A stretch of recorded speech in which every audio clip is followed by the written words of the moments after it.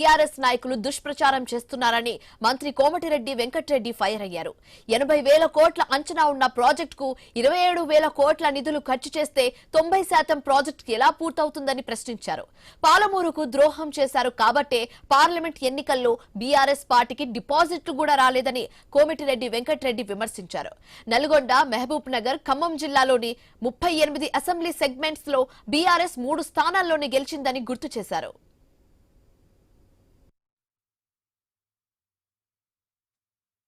కేసీఆర్ ఒకటే సుప్రీంగా ఆడుతున్న పాలమూరు వేదికగా 90% పూర్తయితే నువ్వు ఖర్చు పెట్టింది 27,000 కోట్లే కదా, ప్రాజెక్టు కాస్ట్ 80,000 కోట్లట్లయితుంది.